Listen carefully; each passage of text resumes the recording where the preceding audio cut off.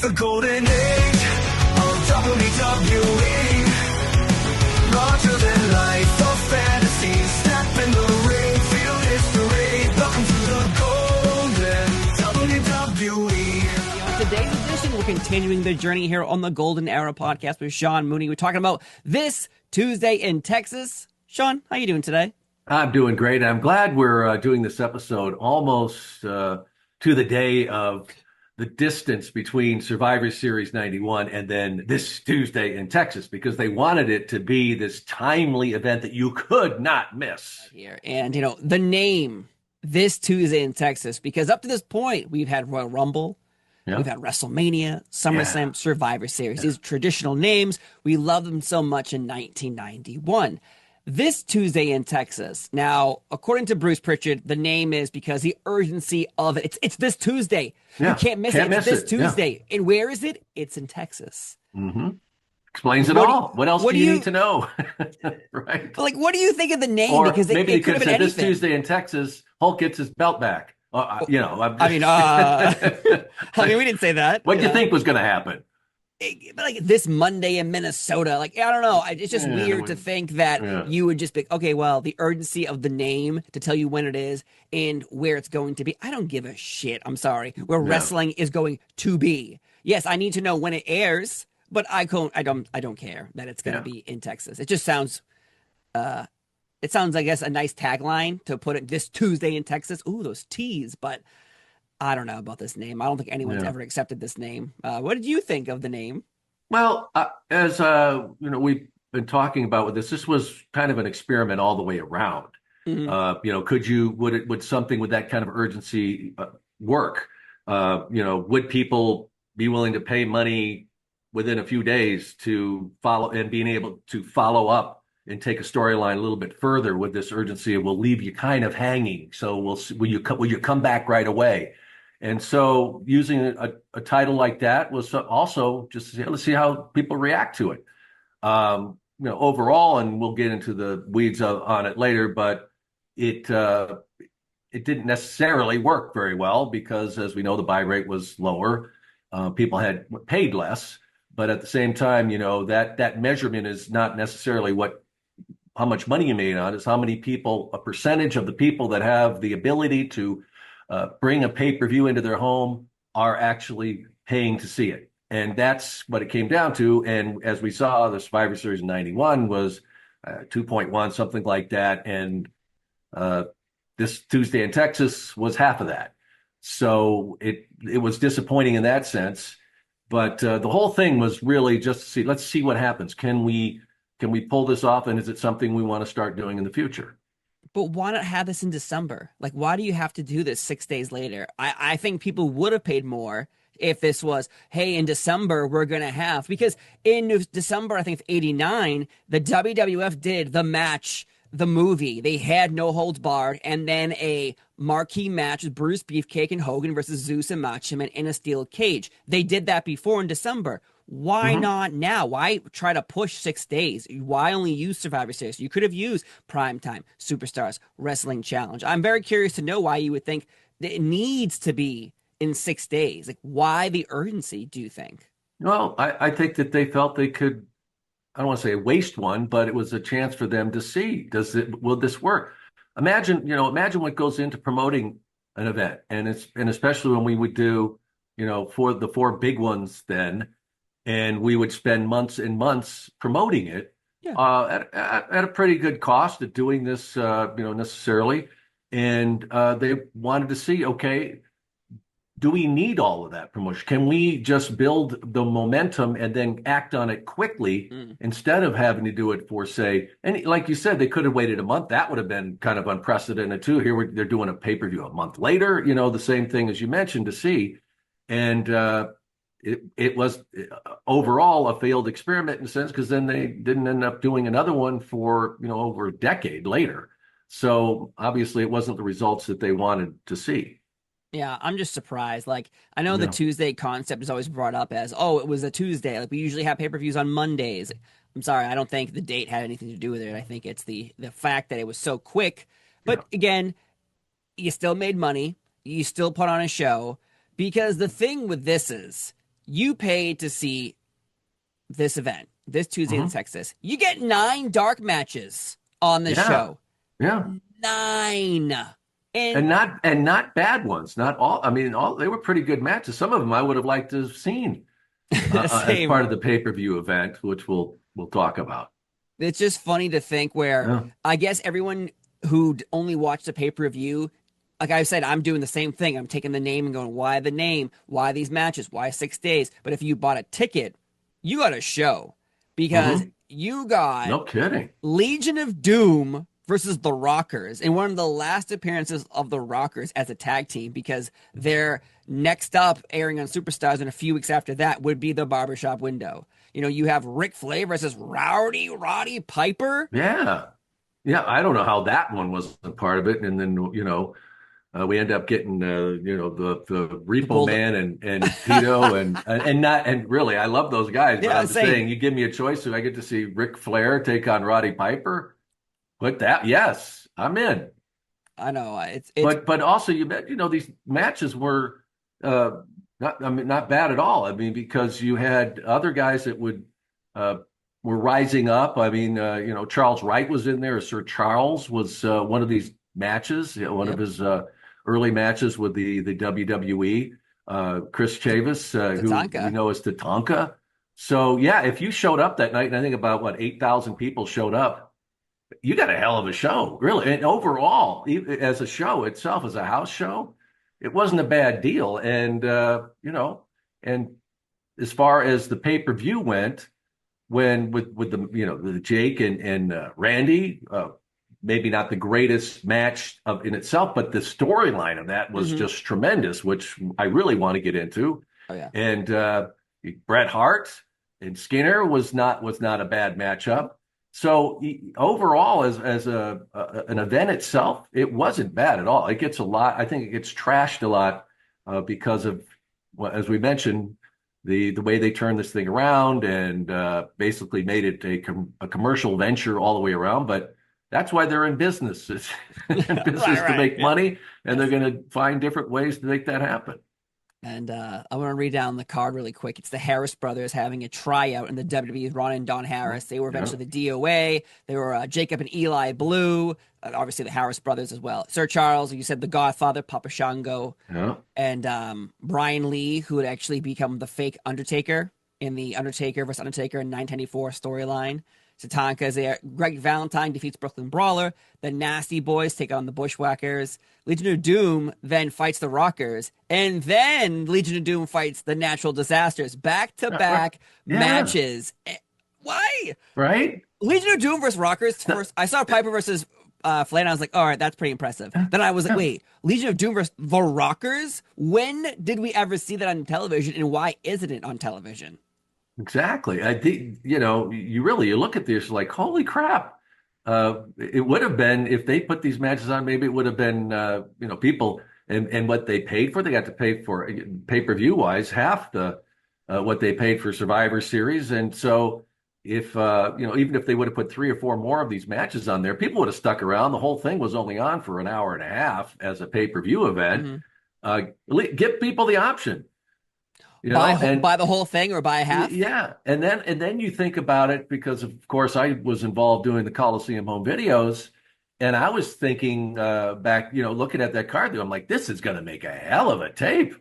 And then they never even did. It became part of, I think, Super Tape 2 or something like that, where there was not a Coliseum home video called This Tuesday in Texas, which I said, at least at the very least, we're going to have this great Coliseum video. Didn't happen. That's a big question. Why not? That is a weird question, because you are right. There's a VHS release of everything. WrestleMania 8, Survivor Series. You guys had so many super tapes, superstar tapes. Like, you had a million different things. But yes, this does not get a Coliseum video release. It's called WWF Super Tape 92. Yeah. And on the cover, on the bottom, if you have the tape on the bottom, it's just a little print, the full card of This Tuesday in Texas. I'm thinking, didn't a world title change hands at this event?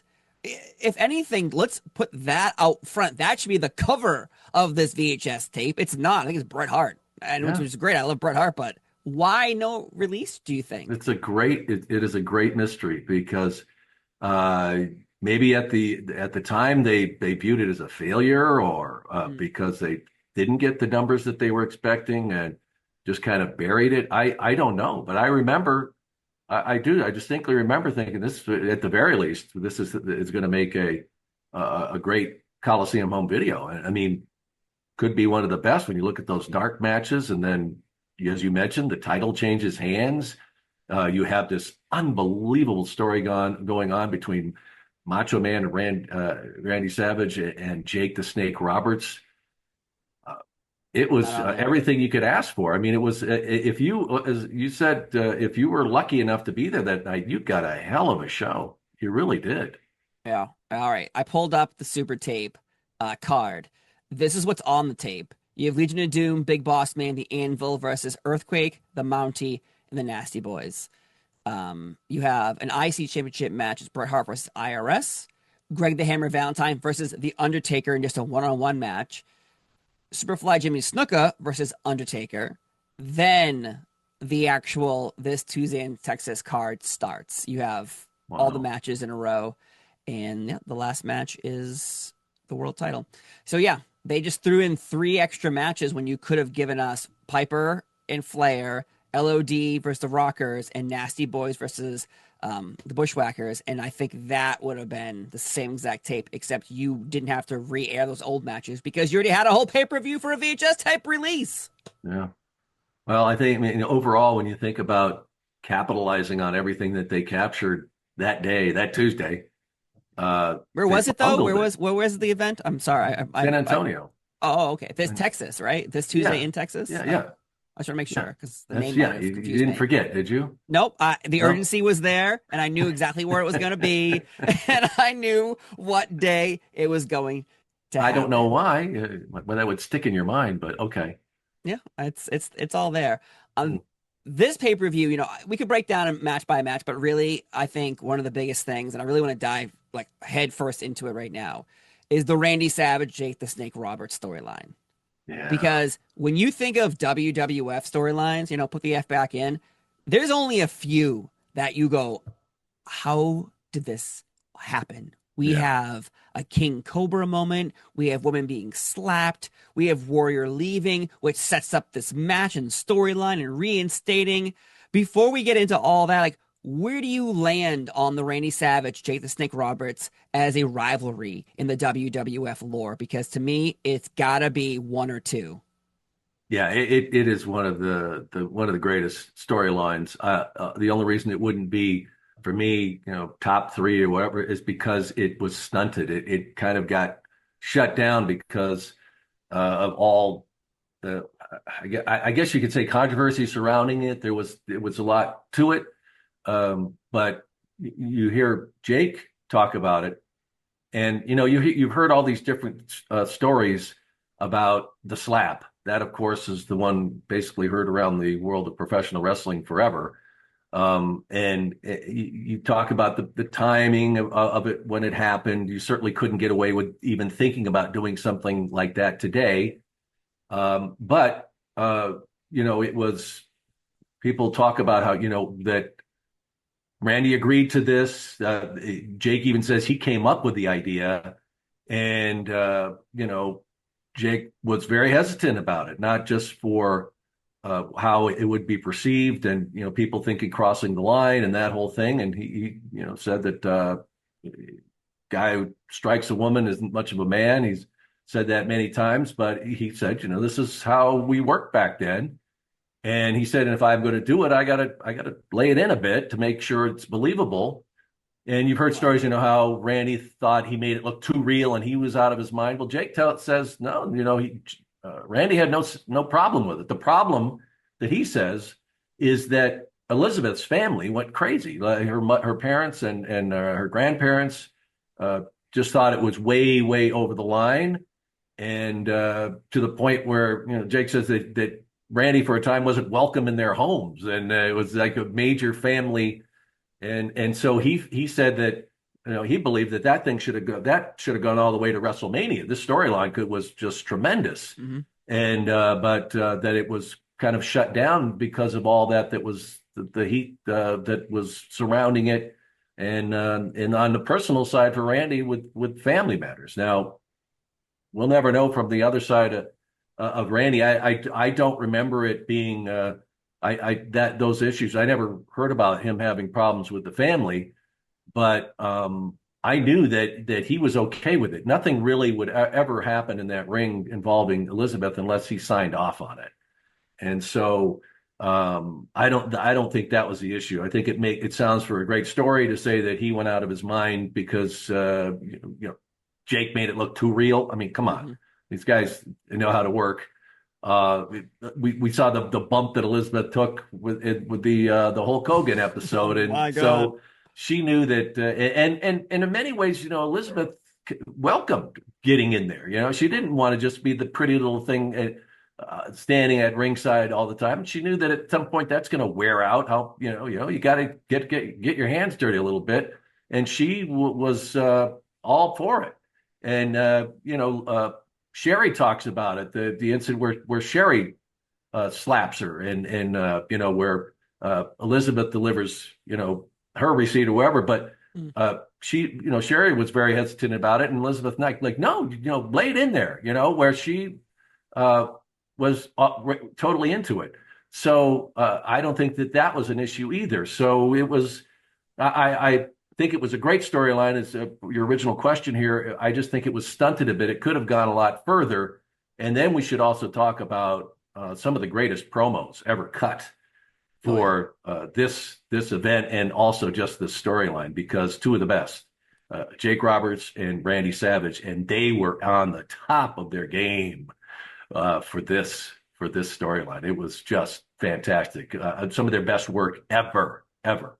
Oh yeah, no, I think that's why I said it's either top, one or two. And I think Hmm. before we move on about anything involved in the storyline, the parents and the family of Miss Elizabeth, I could see one reason of it looks so real, not the slap. At one point, Jake is holding her up here by, I guess, her hair, and he is screaming and pointing, and he is looking very very heelish, and that's what he's doing here. He's a bad guy, and it looks so real, so that when he does strike her in the ring, I'll be honest, you see the strike, you've watched enough wrestling, you've seen enough hits, you look at that and go, wow, you really held back on that, good for him. But yet the family seeing this, and I think they're so emotionally caught up in all he's belittling her, he's screaming at her, there's a King Cobra like a few weeks ago, like there's a lot of layers to this, and if you're not, I guess, clued into what the hell's happening backstage and in front of the camera, maybe you could start freaking out. But as you said, we talked about the mega powers exploding on an episode, maybe like 7 episodes ago, and Macho Man's giant butt lands on her face and she gets crushed on the outside. And yeah, I'd never heard a story about the family being upset about that. This is a little No, different no. because But maybe I because also Jake. think, as you said, the slap. I mean, Jake is a professional. It's the same as how they do it with punches and everything. But I think it was more the perception Mm, of her mistreatment as a woman. I think that had a lot to do with it. And uh, as I said, it was a different time. It was a different time when you could follow these storylines. I mean, Randy's whole thing was being this overpowering, domineering character over Elizabeth, yeah. and control freak, and that was the character. So and wasn't the nicest, was mistreated Elizabeth on many occasions, right in front of the television camera. So it was that whole atmosphere was something that was professional wrestling.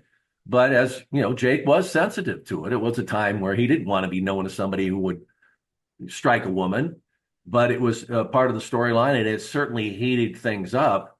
But I mentioned those promos, and I people go back, you can find them on YouTube. And one thing I want to mention too is, try and find that slap now on YouTube, Steve. You can see how the WWE is very sensitive to it, because you can see that the end of that match has got clips of it too, but no slap. Hmm. So they're very, very sensitive to it today. But getting back to the promo, oh my God, Jake. Let's start with Jake and the promos that he had for this, and just such awesome. When he talks about I came into this world and I was basically innocent. And thank you, Jack Tunney, for educating me. Because when I came into this world, I couldn't lie, I couldn't cheat, I couldn't steal, and you taught me all of that. And then he gets into and then when we get into the whole thing about with him manhandling Elizabeth, and he's like, "Oh yeah," and then when I felt that, I felt it down my back. The power. Basically saying the power I had over this woman, and you're like, "Holy shit, this guy!" I mean, the best of the best, and his burn, that slow burn, the way he delivered stuff. And so good. Yeah. I mean, you believed every word that's coming out of his mouth. So, Jake, one of the best, and he had a great career. I just don't know why he wasn't at the peak of everything for as long as that ride was, because it was just so good and great, a great ring performer. So it's to me, he's right up there, one of the best ever, and especially when it came to cutting promos. My God. Oh, he was a genius. Yeah, Yeah, and it's funny you say that the all both his own. promo, because after he hits her in the promo that airs, Yeah. it really seems like he got off on Oh, slapping yeah. her, Oh, and you're like, yeah. oh my God, dude, what is Man, this? I'm This guy is telling you. really feeling this more so Yeah. than just he's happy Yeah. to be here. He He's does that kind of like, yeah, it's good down stuff. my back. Yeah, like, oh Like, my God, oh my Jake, God, please. sick F, you sick F. Yeah. Jake, But it's a you little hot in believed here. him. Oh Oh my yeah, oh God, you yeah. believed him, right? Yeah, Ooh, I was all in on this Jake the Snake Roberts, especially the "Don't Trust Me" version of him. This one, he's like, mhm. "Trust me, Yeah, trust me, brother. and Trust me on this. it's quite interesting that how we even got here in the first place, Yeah, because we did a whole episode about it. Ultimate Warrior gets fired from the WWF in 1981 at SummerSlam. While that is going on backstage on television, we're seeing Jake and Warrior setting up a storyline for them where Jake's helping Warrior become darker to fight the Undertaker. Well, Warrior's out. Well, we're gonna have to go to Macho Man's wedding where we have to go to reception. Where out of yeah, nowhere, Jake now doesn't like Macho Man, and he has Undertaker by his side, which sets us all up. And it's very interesting to think that because of Warrior leaving, we got this amazing yeah. storyline in promos, and because it's not just a normal thing, man. Like we're talking about a woman being slapped, and then before that, we had a King Cobra bite a man's arm that wouldn't let go. We don't just have Yeah. one amazing moment; we have two. Just thinking off the top of my head of those types of things. How did Jake do you feel? How does Jake feel about all this? Because I've interviewed him before about this, and he feels like Warrior leaving really effed up him becoming world champion. Jake says he was supposed to become world champion. I don't know where though. Maybe he's supposed to be in Undertaker's spot. I don't know. But yet Hmm. he was supposed to become world champion and have a storyline with Warrior. It doesn't Yeah. happen. It doesn't materialize. And then after this storyline, the finish of Jake and Macho is at Saturday night's main event before Royal Rumble, and then that's it. Jake's out after WrestleMania 8. Yeah. Like, boom, boom, boom, boom, we're out. Yeah.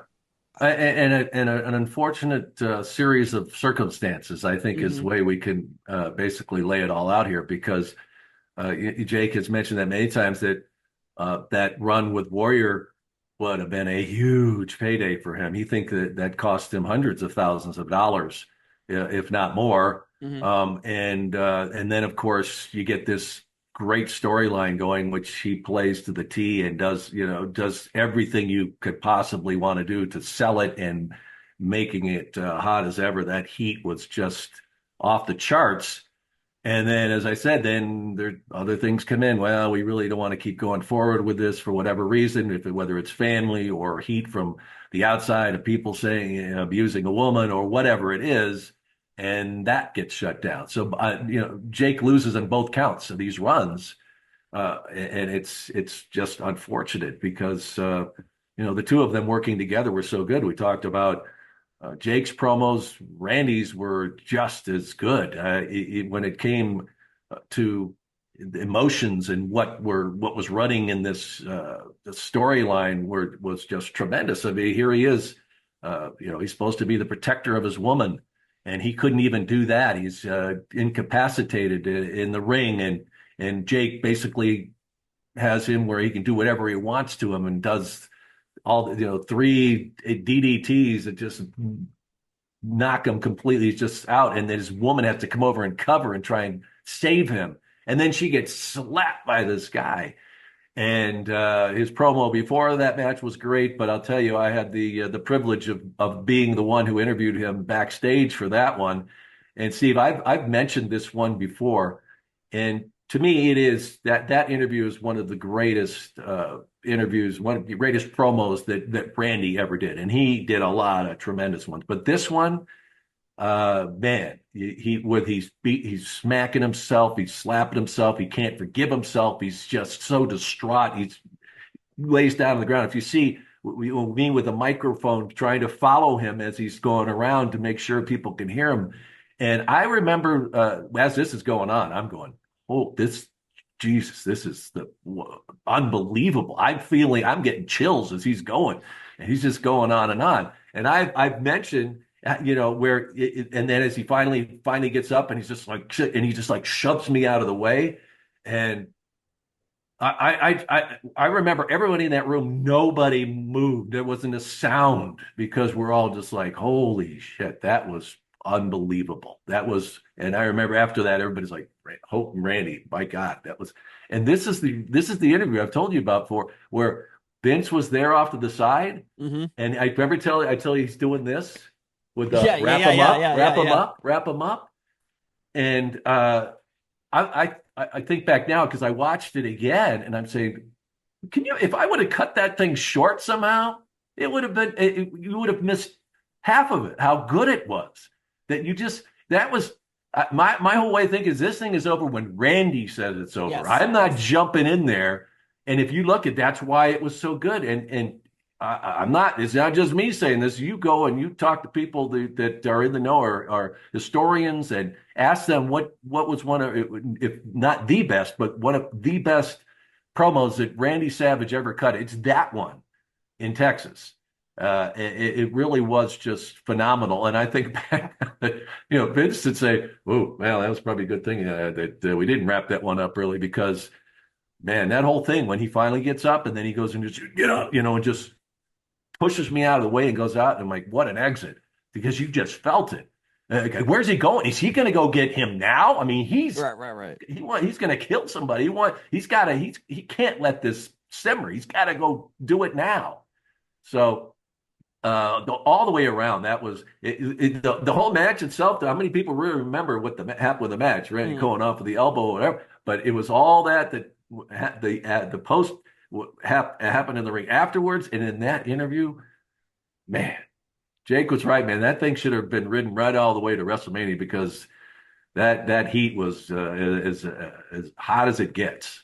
Now, let me throw something at you then, because do you believe that the poor house shows of Ric Flair and Hulk Hogan in 91 around this time, they go, okay, we can't get to WrestleMania with Hogan and Flair. All right, we got to get the Sid Hogan thing going now. We got to get this Macho Man Ric Flair thing going now, but we got to somehow put an end to this. And I mentioned Macho Man fights Jake the Snake at Saturday night's main event, the last one that aired on. It was on Fox because NBC canceled the contract with the WWF at this time, so they weren't getting NBC primetime specials. They were getting Fox, and this is where this airs. Also on that night, Roddy Piper beats Macho, the Mountie to become Intercontinental Champion.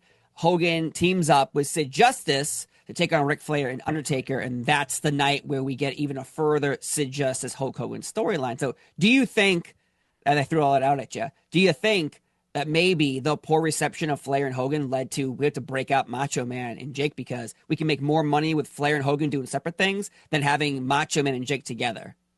Well, maybe not so much thinking we can make more of them being separate, because they didn't really know. But one thing they did know is it wasn't working. It wasn't happening. What they originally thought was going to happen, that we were going to have this, the greatest of the greats in the ring together at the same time, and the world champions head to head, and they could tell that was a lot of what they were able to do with the house shows, is get a feel of how people would receive this. It was their own little labs that they could go in different cities, because all cities are different.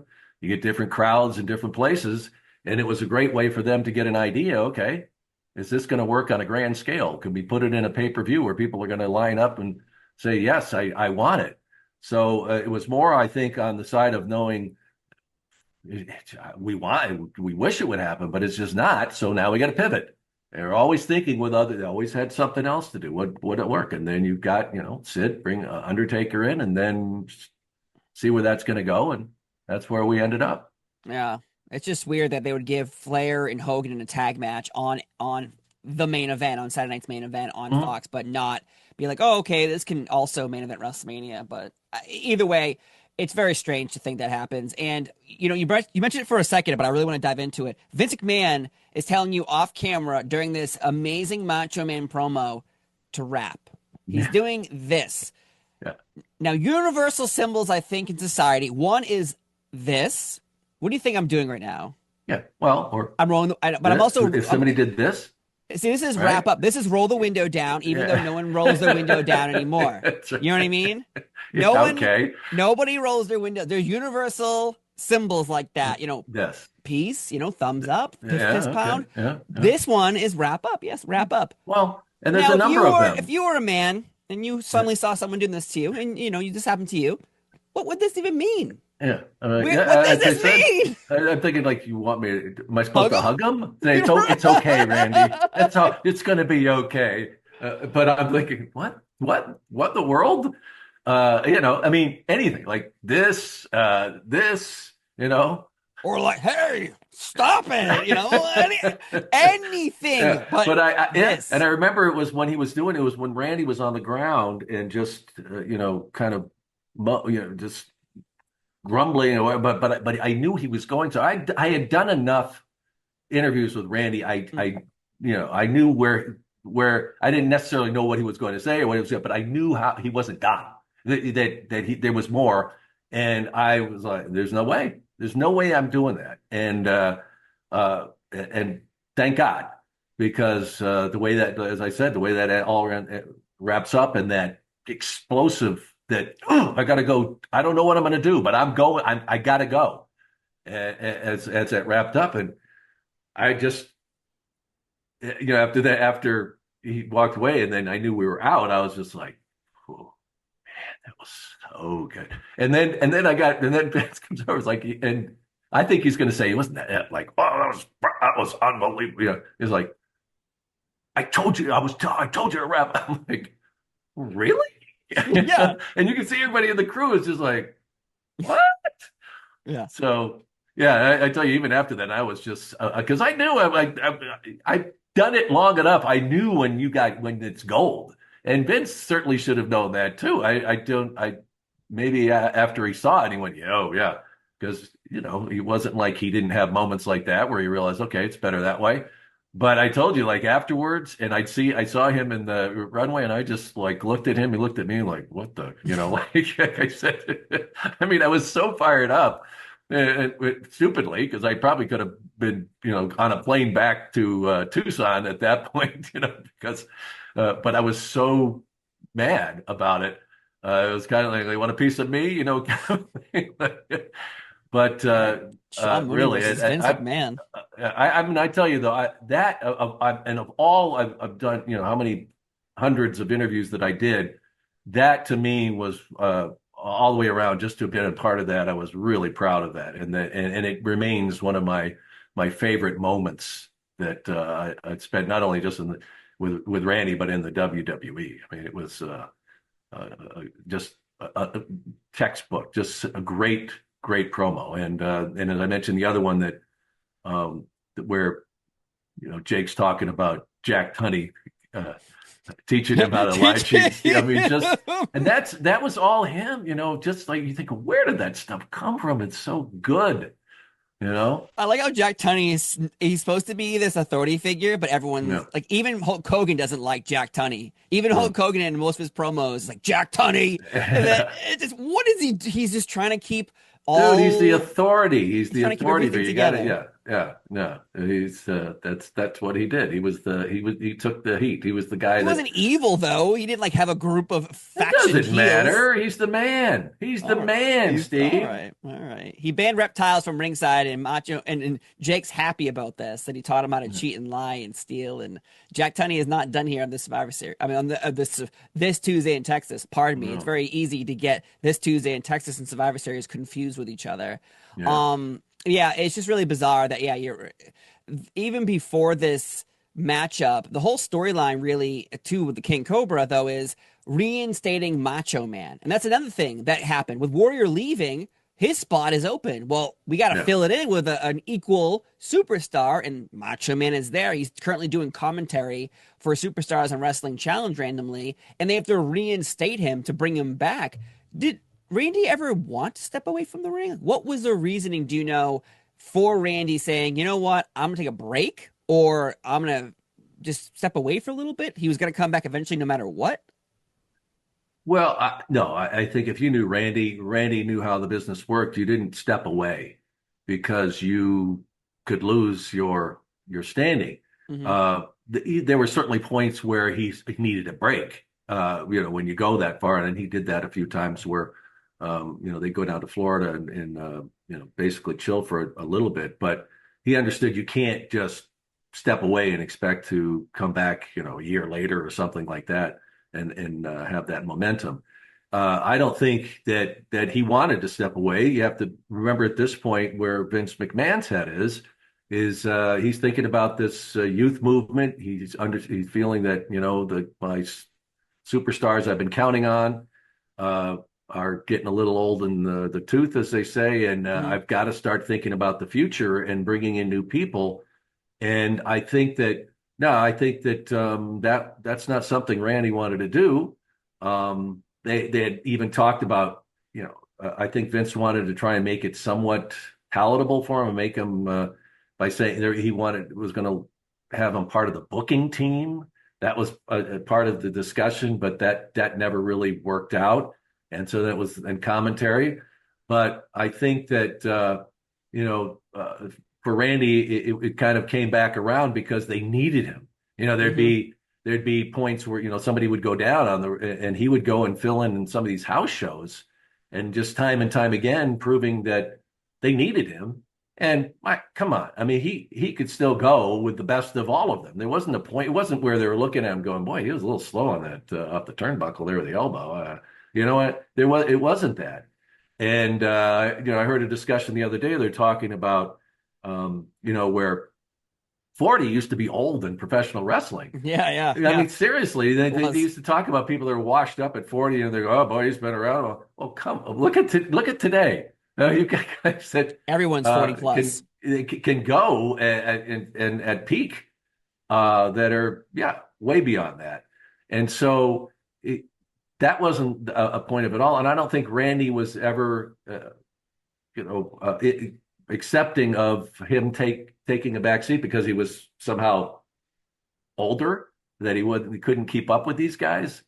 No, I don't think that he was thinking, oh yeah, I want a nice cushy job. We're going to make money and I can just do commentary. That wasn't part of his DNA, as we saw. He ended up going down south and got bigger than ever and had a run down there. So no, I don't think that was his idea. Okay. I always wondered that because he becomes world champion at WrestleMania 8. So this is, about 3 months later, he beats Ric Flair in another weird Miss Elizabeth storyline, which we kind of covered about the naked pictures of Miss Elizabeth. She's going through a lot of tough times in the end of 91 and early 92. But yeah, he wins the world title and he goes on to fight Warrior or SummerSlam 92. Macho Man has a very good second run, and then they put him back on commentary in 94. Then he leaves for WCW, becoming a multi-time world champion. So, again, the last time Jake and Macho touch, at least on television, is Royal Rumble 92. They're in this Royal Rumble together. Macho Man even eliminates himself because he's going after Jake, and they change the rules of the Rumble when Taker just throws Macho Man back in, and Gorilla's like, oh, apparently you can't eliminate yourself. But years before that, Andre did eliminate himself. So it's just funny where if you watch enough of these, you're like, wait, are the rules changing? But it's also a storyline. So either way, one of the best, out of the Survivor Series 91 and the King Cobra and Warrior leaving and getting fired. Like, this gave us this amazing moment of a King Cobra and a woman being slapped in one storyline. And to me, that is amazing to see. And it stands up today. 100%. And I'm going to forever tell someone this if they ever tell me. Wrap up. Well, I should wrap it up. And you don't know that international sign? You don't know it? You don't know it? Come on, man. Oh. So, no, yeah, it was crazy, though. It's just so funny to think that. But, yes, that's a great storyline. But also, what's interesting about this pay-per-view is some of the matches. So, $1 Million Man and the Repo Man take on El Matador, Tito Santana, and Virgil. Now, a lot of this is a continuation of what happened at Survivor Series. So, Ted DiBiase and Virgil were on opposite teams. Repo Man was not at Survivor Series, but El Matador was. He was a replacement for someone on Team Hacksaw, Jim Duggan. So why do you think this match is put on there? Just fill in the card with anybody, or we need a tag team match to feature two wrestlers to get you excited?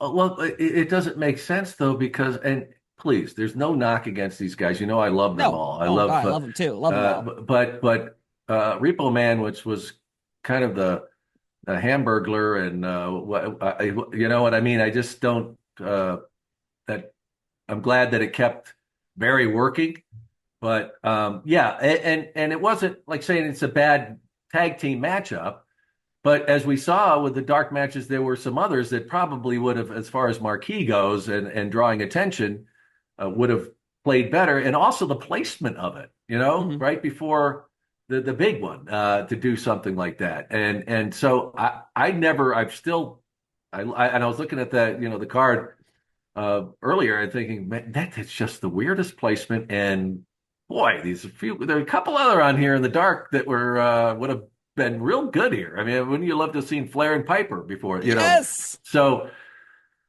that I'm kind of still astounded by it. We had the Ted DiBiase, had the $1 Million Man. Of course, Virgil, that was going to explode eventually, and they gave them the chance to finish that storyline, and so there was something within that match. But it just, as far as like putting that in there, it does kind of come off like, okay, we need something to put in there. Go. So I don't understand it, but that's. Was it was that kind of like intermission, like time to get up and stretch your legs, get more popcorn and soda? I don't know. It's kind of still a mystery to me how that was in the lineup the way it was. Yeah. And again, like $1 Million Man and Virgil, their storyline, this is the last time they touched too, because for the past year, they have fought over the $1 Million Championship. They fought at SummerSlam. They've done it all. So in reality, like, there's nothing left for Virgil and $1 Million Man to do except have a match with Repo Man and Tito Santana. But you're right. Like, why couldn't we have gotten LOD versus Natural Disasters or the Rockers? Or honestly, Nasty Boys versus Bushwhackers makes sense because they were involved with each other at Survivor Series. So this, again, it's just the choice of some of these, as in like the IC Championship is on the line. Bret the Hitman Hart versus Skinner. They weren't involved in the same match either. Bret Hart has an issue with the Mountie. We saw this. They talked about it and not here. Yeah. Why not here though? Yeah, it doesn't. And not that was even a bad match either, because Steve pretty good, actually. He was good. Yeah, he was a good hand, as they say, and it was a decent matchup too. But I think when you look at it though, what this pay-per-view was the Jake Randy match, and then the main event, really. So everything else was just kind of the filler on it, but. As far as some of those other matchups, they were great, but I think the focus and the attention they really wanted was on those matches, and of course that's basically what happened. The Jake and Macho Man match was really certainly delivered. My God, it was great entertainment to watch. It was, and then of course we had people waiting. They wanted to see the Hulkster get that gold back from the dead man. They watched 9 matches already, so now they got to wait, 4 more. Though what's interesting, though, is British Bulldog and Warlord also fight on here, and they hold a record for being in every single pay-per-view match together in 1991. Royal Rumble, they're in the same match. One-on-one, WrestleMania 7. One-on-one, 3-on-3 match, SummerSlam 91. Survivor Series, opposite teams, 4-on-4. And here we are, this Tuesday in Texas, Bulldog versus Warlord. Great piece of trivia right I think there. the only two people ever to pull this off in 1 year. So congratulations. If you didn't like it, well, too bad. It's on every single one. Yeah. I just think that's a very interesting, weird fact to have between Bulldog and Warlord, but it's not. These matches weren't people going, I can't wait to see this. But again, I do love powerhouses. I do love when we lock hands and we pretend we're fighting each other. I like that. For me, it's fun. But are you shocked that they fought in every single pay-per-view in 91? Or you almost think that it was a plan. Let's do this and see if anybody really notices, because I noticed. You don't really have a reason for those two to be in the ring together, going at it against each other. They didn't have any real serious storyline going on. But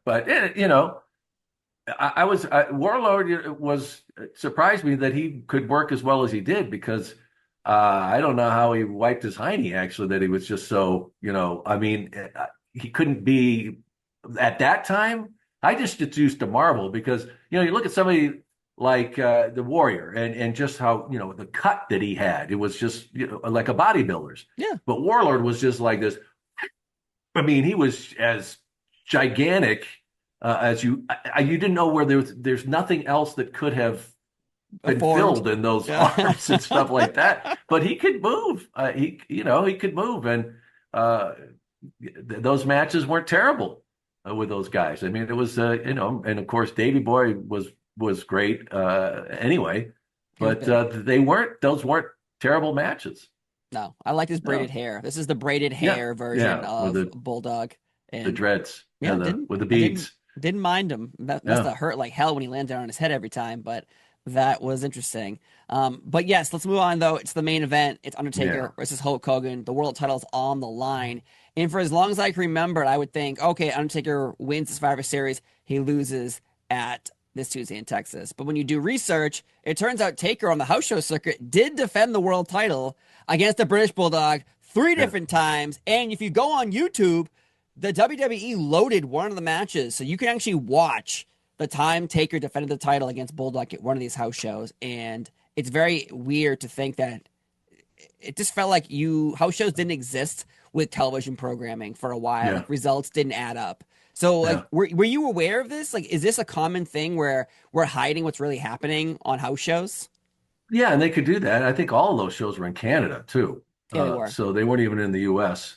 And they didn't have they didn't shoot these. Like, some of these places would have, television cameras because they had, kind of local operations they did. But, some of those were never captured on video, which it wasn't like everybody even had a cell phone. So you could do, and these house shows, you needed to deliver once in a while. You had to be able to go out there and like have the belt actually on the line, against a quality opponent. Yeah. And so, that's where you could do that. The only way you ever really heard about these house shows is through the dirt sheets. They'd have the guys there, then Meltzer would get the information, and this is, guy went over and did this, whatever. But, only the diehard wrestling fans had that, and it wasn't something you could put up. We didn't certainly have the networks we have now, the platforms of social media where you could put this stuff up. Basically, you could, if you wanted, you could do it live. You could put that thing up right after it happened for the world to see.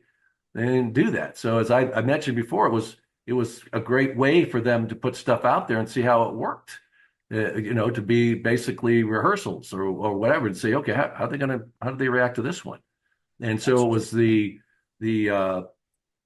guys on the road, the agents, as we call them, that they were also, that was part of their job, was to report back to headquarters and say, yeah, that match really got over, man. They just loved it. It was a great way also to, send people out. They were experimenting with a gimmick and see how the house reacts to it.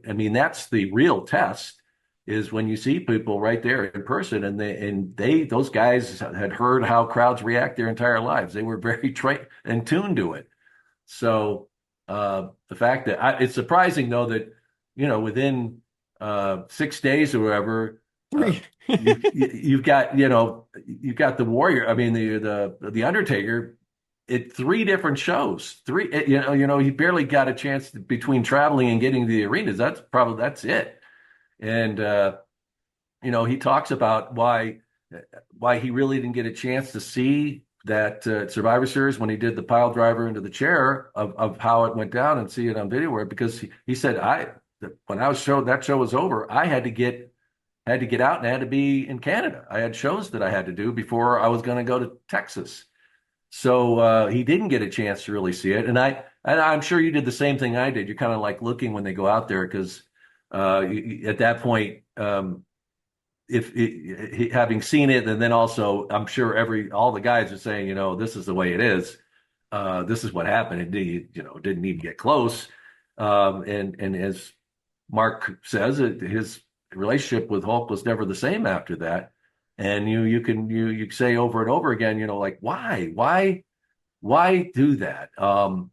There's a lot of things that I'm referring to the Survivor Series, with that how Hulk sold that, and people talk about, man, some of the reviews after that Hulk really put that over, showing like how fierce that pile driver or that Undertaker's move there, the finishing move, that how devastating it could be. Well, when into a chair, however it was, but you're also, Mark's concern was, I don't want to get the reputation out there that I hurt people. Yes. That was his fear, and besides the fact that here I kill the golden goose here, that Vince is going to send me packing. So, I was watching closely, you like kind of look at that and say, how did that go out there? He's certainly a pro, but, you still have to wonder these days, what was behind all that? Probably a lot of things. But we think we talked about on Survivor Series 91 where Hogan's not saying it's the headshot to the chair. It's he had him so clenched up upside down that when he dropped him, his body, spasm. But in reality, it doesn't if you even watch it. But I'm not Hogan. But also, Hogan's a known liar, so I don't know which one. Well, we'll, however that went down. But like I said, it certainly helped create the heat there that between that 6 days of, was Hulk went to the hospital. Is he going to be well enough to go in there to be able to try and get his title back? I'm surprised there wasn't a little more of that going into it, but it did what they intended it to do as far as getting the belt back to Hogan, although it was short-lived. But that's kind of the way they sold it, and as of that night, anyway, the Hulkster had the strap back around his waist. Yeah, it was the evil Jack Tunney by ringside as well. So we had to make sure that he was going to lay down the law, and he was going to be there to make sure nothing goes wrong. But guess what? Things do go wrong when Jack Tunney's around. Ric Flair comes out again, and we have more shenanigans. No one's paying attention, and this time it's Hulk Hogan who does a little cheating. And this is where an answer was brought up to everyone. What the hell's inside of the urn of the Undertaker? Because we didn't know. We would hear rumors like, oh, it's the ashes of the deceased his victims. Oh, shit, okay. Or it's his parents. It's ashes. We don't know. Or last night's barbecue. Or, we don't know. Or green smoke. Or years later, a flashlight. Like, there's a lot of things inside that urn. It's like a giant purse. My wife's purse. You open there, there's many things inside it. This time it's ashes. Taker gets ashes in the face. That allows Hogan to pick up the win here. And Hogan's the new champion. But again, it's not the end. Like, if anything, this is a 3-parter. And I'm not sure if we're going to do it, but like, this sets up Royal Rumble 1992. It's all open. It's like, dude, you couldn't let Survivor Series be its own show. You couldn't let This Tuesday in Texas be its show. But at least on this one, they don't suddenly start announcing the Royal Rumble, the world title will be on the line immediately. They wait for a few weeks for that to happen. They didn't bring Tunny in the ring right away and give him a microphone and say, after careful consideration and consultation, of course, the the belt is now null and void. No one has it. We're going to put it. It's gonna be at Royal Rumble 92. So if you bought Yeah, this pay-per-view and the other one, those didn't yeah, matter. This one matters. You should buy this one. This one will really yeah. matter, guys. Seriously. Right. Buy this Yeah. one. Well, got to sell, Royal Rumble did pretty well. Oh, it's It's still basically, voted. I think it even did. I think it did a little better than Survivor Series '91, but yeah, the Big Four we're still rolling along despite a little hiccup there, trying to do this other event, sneaking this other one in there, and seeing what reaction they were going to get. But it also you got to give credit to the WWE that they were experimenting with all different kinds of ways to bring this action to the folks and pay-per-view, however they were going to do it, and they kept experimenting. This was one that didn't work, but as we've seen, look how many events we have now. Where to me that would have been insane to think we're going to do one every month. Like, oh my God, because it was to me the season was tough enough, and then where we just go through the four, and then WrestleMania, and then now it's Monday we start all over again. It was a different time back then. I know it's so weird to think, but again, I think we brought it up at the beginning. Like, why couldn't you wait a little bit? Why couldn't you wait for a month, 2 weeks, 3 weeks? Yeah. Have your other shows be allowed to be part of the production, the merchandise, the selling point of this. You and Gene selling this for weeks on end. Hmm. It's just so bizarre to think, why do it so fast? Why do it so quick? And I can't really think of a reason. I can't, the reason of, oh, well, we got to get Taker, the title off Taker because Hogan's upset. That can't be real because you started the start of Survivor Series 91 was promoting This Tuesday in Texas with Jake and Macho. So obviously you already had plans for all this happening. So that rumor can't be real in my eyes. Yeah. The reasoning of having it 6 days later, I can't honestly figure out because we've talked about Vince being a genius when it comes to promotion, but why, in your personal opinion, you've been in the business, you've done other things, why have it so close? I don't care that it happened again because I'm as a wrestling fan, it was cool, more wrestling. But why, as a business and a promoter, why 6 days? Why so close? Well, I think as we talked about before that it was a timely thing, and they wanted to see can we build momentum and then act on it quickly and see with the same instead of letting it burn or having to keep building it. Can we capitalize on a momentum that we've started right here and then pay it off quickly? Which that happens all the time now, Steve. Yeah. So Now you can do it with a now tweet. they don't wait, to me, I've said before, that I don't like that as much because I used to love the way that they could actually have time to build characters and actually have time to build the storyline for weeks and weeks and weeks to where you just couldn't wait to see it all play out. But as we've seen, it's very acceptable today to do that, to get more of these quick payoffs.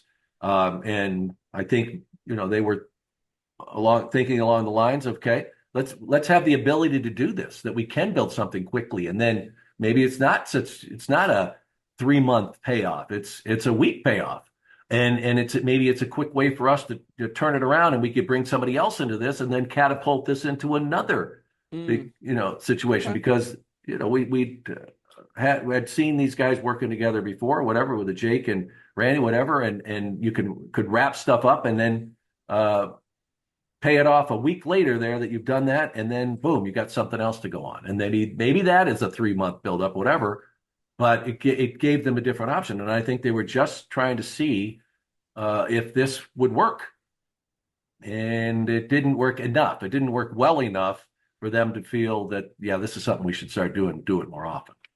Yeah, the only thing I can think of after listening to you was the Saturday Night's Main Event, that when NBC canceled their contract and they had to move to Fox for a few episodes, Mm-hmm. and then they weren't on prime time on NBC for at least 15, 20 years. So this was like the end of all those options. Is maybe like, oh, maybe Jake and Macho Man can boost our ratings up for this event, and then we can get a bigger contract with NBC again or Fox. We can build that up again. We'll use this event to do that. I have no idea. But we talked about WrestleMania 9, I think, before, where it's like maybe we can use this event to show the world, hey, look what we can do we can do other things like promoting boxing, promoting UFC. Like, I honestly, I don't understand the reasoning. But just to show you that you can do it is a little strange in my eyes, because Vince McMahon, I feel like, is not someone who just does something like that. Around this time, he has a plan, he has an execution, he has an idea, and maybe this was the idea, and you got to go with it because it's Vince McMahon, and he wants to do whatever he wants to do. But in reality, though, we've talked about Survivor Series 91, talked about This Tuesday in Texas. For you personally, these two events, you were involved with both of them. The highlight for you, though, is obviously the Macho Man promo here with you and him, because it's a monumental moment. And if anyone should watch something, it should be that moment, correct? Yeah. Yeah. Well, and also just that whole storyline, how they pull it off, and the genius of Jake, who was an original. He didn't, everybody had their own way they delivered things. Randy, of course, had his. But Jake was a whole different animal. I mean, his whole thing was that slow burn. I'm thinking last, and you're just like, oh, wow. He just sucked you right in. You want to hear every word, and I believed it. You believe everything he was saying, whether you think he was some sick jerk or whatever he was. But man, he was intense. That's so that whole storyline. But of course, yeah, that. You get a chance to check out that promo. And now you know the behind the scenes on this. I hope it makes it even more interesting for you to take a look at. But just really a masterclass between the two of them, two of the best in the business ever, in cutting promos. I hope some of the new guys, go back and take a look at some of these guys, because they were masters at it, and it's really great to go and that I'm enjoying this so much, going back, because I'm doing deep dives into some of this stuff, and because I forget a lot of it, but I'm like, wow. It's the golden age of WWE, larger than